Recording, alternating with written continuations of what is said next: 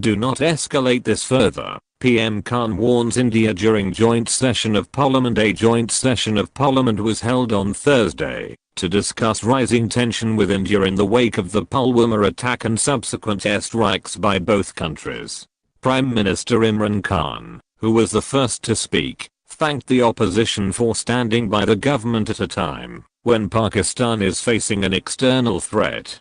Talking about the ongoing tensions between Pakistan and India, the Prime Minister said that despite his government's multiple overtures of peace, the response from New Delhi had not been encouraging. We realize that it was because of upcoming elections in India, he said, and added that the government decided to wait until the polls in India were over before making another offer for talks. However, he disclosed he had feared India would do something.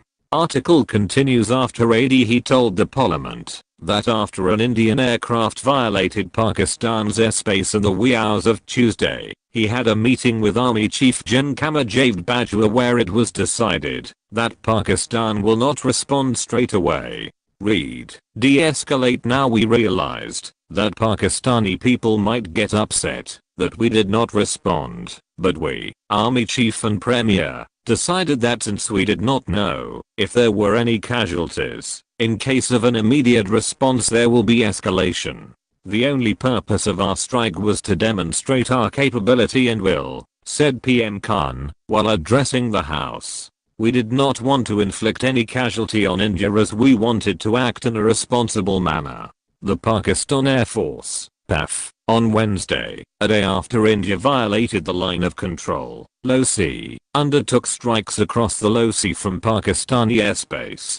PAF shot down 2 Indian aircraft inside Pakistani airspace, with 1 aircraft falling inside Azad Jammu and Kashmir. 1 Indian pilot was arrested by troops on ground, the Army's media wing had said.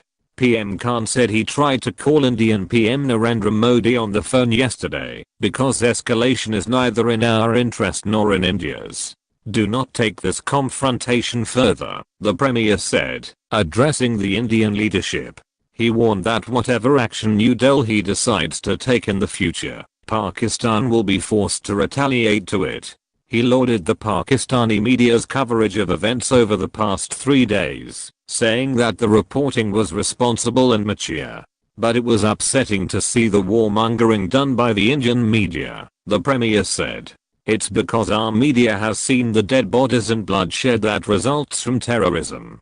If the Indian media had seen what our journalists have witnessed over the past 17 years, they would not have created this war hysteria. Khan said instead of pointing fingers towards Pakistan, the people of India should introspect as to what great extent the people of Indian-occupied Kashmir have been oppressed, that they now stand ready to even lose their lives in their struggle for freedom. The Premier, before leader of the opposition Shahbaz Sharif started his address, announced that the captured Indian pilot will be released tomorrow, Friday, as a gesture of peace. In our desire for peace, I announce that tomorrow, and as a first step to open negotiations, Pakistan will be releasing the Indian Air Force officer in our custody, PM Khan said, adding that Pakistan's efforts for de-escalation should not be construed as a weakness. The gesture was greeted with near unanimous support in the parliament. A day earlier, the top political leadership of the country was given an in-camera briefing at Parliament House. Opposition parties expressed satisfaction over the briefing mainly conducted by Foreign Minister Shah Mehmood Qureshi, Army Chief Gen Qamar Javed Bajwa and Director General of Inter-Services Public Relations, ISPR, Majd Asif Ghafoor. An official handout issued by the National Assembly Secretariat had said, the forum unanimously expressed that they stand united against any aggression against Pakistan and will support the government and its institutions unconditionally. It said the participants also expressed hope that those who want peace and stability will prevail as war is not an option, but a failure of policy.